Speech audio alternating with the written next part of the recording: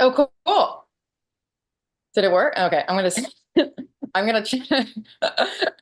It Okay. still says setting up, but now we're Oh. being directed. Okay, beautiful. Yes. Oh, cool. Cool. Hi, Did it work? everybody. Okay, Hi. Okay, hold on. I think It it still says setting up. Okay, cool. I think we're solid. We're figuring out how to do this going live on YouTube from Zoom, and we're very proud of ourselves. So, cerebral spirituality can bite my ass. Both of us have said this multiple times and have a very passionate perspective on cerebral Yep. spirituality. And we're going to talk about not only kind of how it presents, like how you can kind of tell whether somebody's in this space of cerebral spirituality, but what does it even mean? Right. And what do we recommend? Right. Yeah. So, Yeah. for those of you who don't know me, I'm Laura Mazzotta. I'm a spiritual therapist and Akashic Records mentor, Daisy. Hi, I'm Daisy, and I am a medium, healer, teacher, and artist based in the Hudson Valley, New York. And we actually just went to an event together that we had a lot of space in the car to be able to chat about some of these topics. And Right. this was one of the ones that was really getting us riled up. So we thought, why not share it and talk about it publicly? So Yeah. cerebral spirituality can bite my ass. What does that mean? So for me, this has been showing up so much, Yeah. even more and more and more as spirituality, especially this like new age modern spirituality becomes more of a thing. And it's like, Oh, yeah. is it really something that you devote to, or is it something that you think is shiny and pretty and trendy that you can kind of try on as like, a Right. totem, Yeah. And so that's what I've noticed is the number of people who have either hired me for Akashic Records sessions or, that I've just run into as colleagues or in collaborations. It's so obvious when the spirituality is just kind of from the heart up, right? Even if it includes the heart, like even if it includes the heart, it's just kind of like it's not full bodied. They're not, Right. they don't feel like they're soaking in this divinity and allowing it to express through them. It becomes really an attachment to an understanding of spirituality in terms of how they think it's supposed to be Hmm. and how they kind of want it to work for them as either a band-aid approach or something that makes them feel good about themselves rather Hmm. than a real space of like divine service and letting it become who you are, right? Yes. Yeah, and Yeah. then they also they come to me, and then I'm gonna let you talk here because this is my last thought, is like they come to me with this feeling of like, I've been doing this spiritual work for so long, and I just feel like I'm not getting anywhere. Like I'm getting somewhere, but I'm just kind of like spinning in circles, and I can't really get to the depth I want. And I know there's more, but I can't really feel it. Like I know it and I understand it, but I don't feel it. And this again, this feeling of I want more and I know there's more, but I don't know how to access it. And they're frustrated. Like they really don't want to be stuck in this space of cerebral spirituality. Some people. Right. Right. Woo! Okay, yeah, there's a lot here. Well, yeah, and I love what you're talking about. Well, and what the word that really came forward for me around that is like talking about how like I think especially people that end up being in that place, right? It's like they're not it's not a lifestyle. Mhm. Do you know what I mean? It's like it's still separate from other aspects of their life. And to me, that's a big piece of it. That's a big part of where I think the detachment or that feeling of like it not being fully embodied can get in the way. And it's funny because I literally just did like a reel on this the other day around how, how people always like, you hear so many times like people that go on retreats or things or they struggle going back to their normal life and they're like, I don't want to do this. I don't want to, it's going to ruin my vibe. It's going to blah, blah, blah. And I was talking about that, how I was like, nothing's separate. Nothing is separate from your spirituality. Like it doesn't have to be. So to me, that's just, it's this thing that we do, right? That makes it feel like, well, I can't get to that certain point because blah, blah, blah, or because my life or my job doesn't condone that type of spirituality or whatever, right? And I know this is a bit of a tangent, but it's just, I just kind of, it was kind of where I was going a bit. No, but But it's like how are you being, right? Like how are you right, being in whatever right. environment you're in? It's about Yeah, embodiment of you becoming more of you, you getting to know yeah, more of the essence of you. And I think even it's funny because even as you were talking about like people who don't make it a lifestyle, I feel like there's people who are it. I totally agree. And I feel like there's people who do make it a lifestyle, but it's still the surface level spiritual, cerebral spirituality, where it's like, yeah. yeah, I'm like manifesting all the time, right? Right, Oh my gosh, right. like and I'm like, okay, I It's believe, attached. yeah, Yeah. I It's, believe yeah, that, but I also feel like we're not here to just, yes, we are here to experience a fully embodied, genuine joy at yeah. all levels of our being in this on this planet. But I think that sometimes it becomes this, you can have anything you want. Right. It And I'm gonna becomes like an show, escape. yeah. Mm-hmm. Because and I think that's the thing. I almost feel like there's like two extremes with it. I mean, there's so many nuances in between, but I'm kind of looking at these two extremes where it's like one, which is kind of the one that I was just talking about, where I feel like people create these roadblocks for themselves around, other aspects of their life and they have to compartmentalize, whatever. Or it's kind of like what you're talking about, where somebody becomes so obsessive with being spiritual, doing their spiritual things. They have to do it just right. They have to do it and they got to do that and everything. And they end up losing the point and Yeah. they end up kind of losing themselves in a sense. It becomes almost more just this kind of detached act that It's is like a almost like compulsion. obsessive, right? Right. It's like, I just need to have the structure to feel like I'm doing okay, but I'm not actually feeling it, right? See, and that's the thing, because it actually, you're right, it becomes an attachment, right? Yeah. Like Mhm.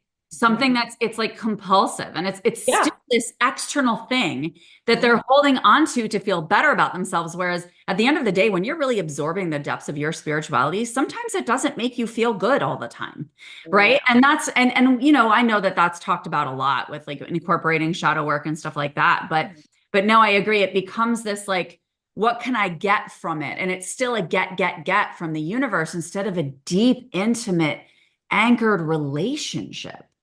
Yeah. And it's so funny. I didn't even think of this like going into this conversation, but this actually is bringing me to it's actually reminding me of when I first started working the 12 steps. And for me, I had never been religious or, really spiritual to any degree. And when I got to the second step, which is, coming to believe in a higher power, I was really struggling with it. And I remember at that time, I was literally researching different religions. And I was like, do I like this one? I was like researching like Buddhism and Taoism and like pantheism. And I was like, well, I like this one. Or which one do I want to choose or whatever? And I remember my sponsor being like, Daisy, it like has nothing to do with that. And she was like, it can be anything you want. And I remember that was just like this like crazy moment for me. It seems so simple, but I know people, especially in AA and I think on this path too, like recognize those. It's like a simple thing that's told to you at the time that you needed to hear it. And it's just like, it blows your mind, Yeah. right? Yeah. And that changed everything for me. It really did. I agree with you. And I think that people can get lost in that with all the different Right. modalities that they want to try, Mhm. Yeah. Um, and again, because it's trendy and they feel cool because they know the Akashic records and they know the emotion code and they know Yeah. quantum healing and all of these things, when Mhm. really what they're doing, and listen, I've tasted them too. Don't get me wrong. Same. No, Part me of the too. We, journey. we talked about But that too, right? right, Like but I in the think as beginning. you Yeah. develop, Yeah. as you develop and you really get to that stillness and space with you, which is, by the way, what this hopping around is helping you avoid. Right. You choose to deeply immerse in what feels good in your body, because ultimately we're humans. And I think this cerebral spirituality stuff really can either bypass the human or it can bypass spirit, right? Yeah. Where we're Totally. not fully allowing how we're meant to express in this form to be part of what comes through us and part of what informs us as we're learning about spirituality. And we can easily bypass the human and just be like, yeah, there's so much magic. Let me just, manifest absolutely everything that I want. When it's like, have you asked God slash source slash spirit, whatever you call your higher power, what is really meant for you? Right. Have you Right. surrendered to that? Yeah. Just to Yeah. get.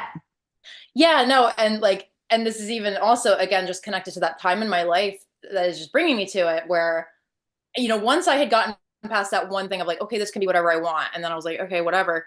And then I got obsessed with having this like lightning bolt strike, like experience where God like showed itself to me because I would hear these like unbelievable stories in AA of people that had these experiences. And I'd be like, I want that to happen to me. So I'd be like, come on, like strike me down or like whatever. I'm like, I want to feel it. I was Yeah. like, no, it's real. And I remember again, like my sponsor was like, Daisy, you're treating God like a drug. Yeah. And I was Yes. okay, got I it. say this all the time, not like that, but I say this to Right. people who are so accustomed to Yeah. codependent relationships. Yeah. Like, Yeah. you're getting into a codependent relationship with God, or Right. like demanding relationship where it's like, show me evidence now that you Yeah. exist. Yeah. And it's like, God's Doesn't like, work well, like that. dude, I've been showing you love this way, this way, this way. And you're just not fully sitting with it because you're jumping onto the next shiny object. Right. And it's like, Exactly. stop Exactly. avoiding sitting in space with your Yeah. mind running, your nervous system getting antsy, your body twitchy. You gotta be with that. And that doesn't Right. mean we can't incorporate movement into our practice to assist the Yeah. human, especially as we adjust or there's times when we're going through stress. Yeah. But yeah, I think that ultimately what we're talking about here is this deeper presence, really, Yeah. Yeah. and devotion to feeling that intimate relationship with your spirituality that is only yours, that no one else on this planet can say. And I know when we go through rough times, we watch all the things and we try to learn all the things to figure out how to get out, but we're still in this desperate space. Right. Right. Yeah, exactly. Well, and I look back at just again, like the example I was sharing, and just at that time, I was totally, lost. Like I didn't know who I was. I had some idea, but not really. There was a lot there that had to be worked out. And that was the thing. I think the biggest lesson that had come out of that was just like I just needed to let go, and it's like stop expecting something, stop forcing anything, right? It's like just follow where you're being led, right? And it over years, really years, it's just became this unfolding. And yeah, I have had like that lightning bolt moment many times now, right? But it took time, and it wasn't in the way that I like was wanting it to be, right? It came in a different way that actually was even more beautiful, really. Yeah, I Mhm. think I think you're talking about too, just like an openness, Yeah, like right. just being Willingness. open and receptive and allowing, because I think this is the other way that you and I have seen this present, right? Which is like in spiritual circles, them being very clicky, Yeah. Yeah. being very clicky. And I think people have even said this in terms of, hey, I wish that more people would collaborate in this business and come together. And it's like, well, a lot of people come to this business because they have their way. And I love that they do because that means they're convicted in Yeah. what they believe. But I also think that there's some spaces where there could be more wiggle room for really embodying that divine perspective when we're interacting with other human beings. And if that openness and receptivity then leads you to, hey, we were meant to be together for a brief moment or a season or whatever, then fine. But I think that there can be a lack of openness even around receiving other people in this world because you don't have the shiny objects that Yeah. match their definition of what spirituality looks like. Does that make sense? Oh, yeah. No, and it's a big one for me too, because that really goes into this whole thing where, I mean, it drives me crazy. Like, to me, any kind of spiritual teacher of any kinds, like, if they are like saying to you and telling you, this is exactly how it is in the spirit world, this is exactly the rules, this is what these things are called, this is what all these people are like, that's their names, and this is the rules. And like, I'm sorry, but I'm not, just no. I just don't. I really, really, I tread with a lot of caution with anybody that presents that way because I'm sorry, like to me, when people do this and when they have all these rules and all of this is like this is the way it is, to me, that is entirely ego and it is entirely human. And we are that's us trying to almost take ownership of something that isn't ours, never was ours, and is not even something that is meant to be consciously understood in rules like this. It never was, right? Like that drives me crazy. And I think there's a balance because when I look at the way that I teach, right, like, especially when it comes to like evidential mediumship in particular, I do think that certain structures are really, really like crucial for that. However, I would never be somebody that would say like there's finite rules here because there's not, right? And like there needs to be uniqueness within all of us in the way that we express spirit, just like how you were saying uniqueness within our own intimate relationship with our spirituality. It's in and out to me. And that's how we learn more about the divine. Like, Yeah, how are we going to? I mean, yes, I can be in intimate right. relationship with the divine, but if I sit here and meditate all day in isolation, that's Hmm. not going to give me the full spectrum spiritual experience because I still chose to be a human on this planet in interaction and exchange with other people who are expressing the divine differently. I learn something new every day about, oh, that's so cool how a spirit expresses through you. Yeah, And just like you were saying with evidential mediumship, like when I'm teaching the Akashic Records, I'm like, yeah, I happen to, just like you said, there's a structure there that is supportive and that does have some value that I yeah, appreciate. But then you can go into somebody's Akashic Records and be like, yeah, you can anchor in this space, but you're not really meant to spend most of your time working with this modality, right? Like right. you're being invited into X, Y, and Z and whatever their soul dictates. And I think that I agree with you. It blows my mind that people are still coming my direction that are like, I got so screwed up because somebody told me this, and that. And then they develop a belief system around it that they get rooted in and feel like something's wrong with them or like they're Right. stuck or like they can't get to a space in their spirituality. And I'm like, I understand that it's not this simple, but it's actually this simple. It's about your Yeah. relationship with your higher power, and that's it. Right.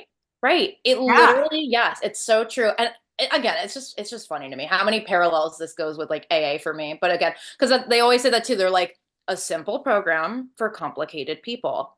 And like same thing. It's literally like we can make literally anything complicated and difficult and challenging if we want to. But the whole idea is that it doesn't have to be, right? And it's like follow Well, these little steps. Cool. and I also think that complicated implies what you were talking about earlier, which is being in the mind. Right. Like if Right. you're complicating it, you're in your head, babe. I'm Oh, so yeah. confused. I don't know about my gifts. Da, da, da, da. And it's like, Mhm. how deeply have you felt them? What does it feel like? What sensations come forward in your body when you connect to spirit? When you feel most like you? When you can feel your essence? And there are so many people who have been on this path for years that cannot say that they feel it anywhere in their body at Yeah. all. Oh, I And know. like that's for me, and that blows my mind Yeah. because for me, like that's my anchor point. When I Yeah. get in my head, when I get confused, when I'm frustrated, whatever, it's like that sensation inside my body that I can call forward like that of what it feels like to be with spirit and to call in spirit and to be present with soul is like, oh yes, I remember. Right. Right. I know. I totally agree with you. It's same with me. I mean, it's just, because I think especially for mediumship, it's easy to get in the head. And some people really struggle with that. And I get it. I totally get it. I think it's something that people have to just work through. But, happens to me I for was just sure. gonna say we Right? all do it. Yeah. Totally. But it's again, it's simple. There's a simple way out of it. I think that's the biggest thing. And it's like, because if we have a complicated way out of it, good luck. Because I just, and because literally actually like the center where I've been trained, what they do is literally like breath up, Yep. so if you get a little like, nervous, you're in your head, they're like, breathe. Who's there? What's going on? What are you feeling?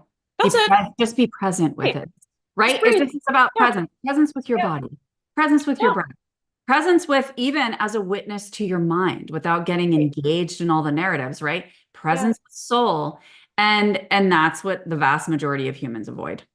Really Right. Right. stillness. Even people who are like not even in this cerebral spirituality No, piece I know. are like, I have so much trouble being still. And I'm like, dude, I get it. Like, talk about every other damn day, right? Yeah. And Yeah. it's not about eradicating this, people, right? Like, it's not No, about no, saying that you're not looking again that cerebral spirituality to get to a point of perfection with this. no. That's not the idea. It's just being in like graceful compassionate witnessing and presence with it when it does come up and being able to invite in a source greater than yourself to Yeah. guide you. Yeah. Right. And that it doesn't have to have an outcome either. Like we don't, it's a journey, not a destination. Yep, Like 100%. we don't need to force it. We don't need to rush the process. There's so much reward and beauty to me in this just allowing it to unfold. And the other thing that I just remembered is I think another thing that gets tied into all of this too is really fear of being seen and judged, honestly, because to me, I think people, especially because this is unseen things, it's stuff without evidence, some of it, right? Whatever. There's obviously a lot of fear around being judged, being whatever, being seen doing this work, and to whatever degree. And to me, I think the other thing though is that for that, one of those reasons, people use these trainings, these rules, because they're afraid to appear like they don't know what they're doing, they don't know what they're talking about, or that they're crazy, right? So they're like, well, if I have a certification, or if I'm like, saying all these like things, right? Then people will think that I'm educated or I'm more whatever, right? And what drives me crazy, because that's something that's come up time and time again, especially recently in my life, like with this work, is just that spirit, first off, they don't give a shit, No. and they're like, we just want you to not care and to put yourself out there. Not enough people are willing to do it. But when you do, oh my God, is it rewarding? And they just continue to help you, support you, and push you into those places when you're just like, I don't give a fuck anymore. Mhm. This is me. It's not for everyone, but the people that it will impact, I am here for them. Right. And And those are my people. right, Right. And those right. are the people that, even when we talk about evidence, that Yeah. validate the wholeness of you on this journey, right? Hmm. Hmm. Because it's like, you know, I have so many people who have come from a Christian background as well. Yeah. And, they talk about the 10 commandments and things like that. And it's like, great. Okay. Those are tenets, right? And they'll say, but Laura, like, I do believe in some of those, or I do believe in all of those. And I'm like, great. It doesn't mean throw them in the garbage can and reject it, because again, Yeah. that's the mind, Hmm. right? It means feel into what feels true for me, because sometimes those guideposts, like we've talked about, are helpful to assist you with accessing what is your truth and what's not. Because what you'll find Right. is that when you do find that truth and you express that and you channel it completely raw, not connected to anything, you'll look elsewhere on the internet or out there in exchange and realize, oh my gosh, I just, channeled this from Goddess Kali. I have no idea. I put myself out there. I have no idea where the hell that came from. And you'll notice that 5 million other people have channeled the same damn thing from her. Oh yeah. And Hmm. it's beautiful. There's Yeah. beautiful validation, but it's like, it's almost like false validation when you're not showing up in that way. And it's like, okay, great. I got another nugget that tells me I'm on the right road. And I think sometimes that's what lead us down Yeah. road that can feel further from ourselves. And we kind of Oh get down yeah. a rabbit hole. Yeah. Yeah. And I think, again, like I said already, it's a process. It's an unfoldment, but I think it's the more we allow it to just unfold. And to me, it's also a big part of it really is leaning into the stuff we're avoiding. Oh, yeah. I mean, obviously, but like, I mean, maybe not so obvious for some, but like, because I just know for me, and I know we had talked about this last week, like, early in my journey, I was kind of offering everything to my clients. I was Yeah. like, past lives, Akashic Records, guides, ancestors, your soul, your aura, like literally like anything you could like think of, I was doing it. And to me, a big part of that, like it was interesting and I learned a lot and I had a lot of really amazing experiences, dabbling in all these things. But what it really came down to was the fact that I was avoiding just accepting being a medium Yep. fully, right? And being like, this is it. This is what I really am truly here for. And so the shift that took place when I finally decided that is just, I mean, it's mind blowing, and Mm. it changed so much for me. And it gave me so much more just stability, honestly. That's what I was going to say. It actually changes the nervous system. Yeah. What you're Yeah. doing is you're claiming what is you. It's like we have this anxious attachment to Mhm. like our spirituality, right? When we Right. start and we're just like, or avoiding Yeah. it. We have all these, nervous system states around it. And then we come to this place where, like for me, I dabbled too. And it was coming Yeah. to the Akashic records just feel like me.